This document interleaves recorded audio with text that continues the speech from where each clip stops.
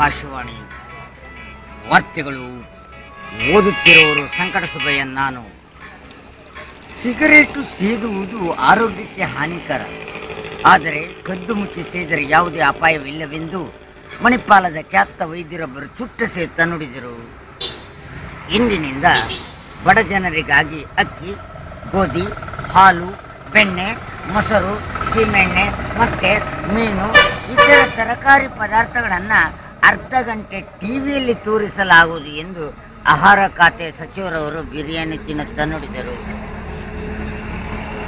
ಬಡ ಜನರು ಇದನ್ನು ಕಂಡು ಸಂತೋಷ ಪಡಬೇಕಾಗಿ ಆಹಾರ ಖಾತೆಯ ಸಚಿವರವರು ಇನ್ನೊಮ್ಮೆ ವಿನಮ್ರ ವಿನಂತಿ ಮಾಡಿಕೊಂಡಿದ್ದಾರೆ. ಕರ್ನಾಟಕ ಕರಾವಳಿ ಪ್ರದೇಶದಲ್ಲಿ ಮೋಡ ಕವಿದ ವಾತಾವರಣವಿದ್ದು ಇಂದು ರಾತ್ರಿ ಮಳೆ ಬಂದರೂ ಬರ್ಬೋದು, ಬಿಟ್ಟರೂ ಬಿಡ್ಬೋದು.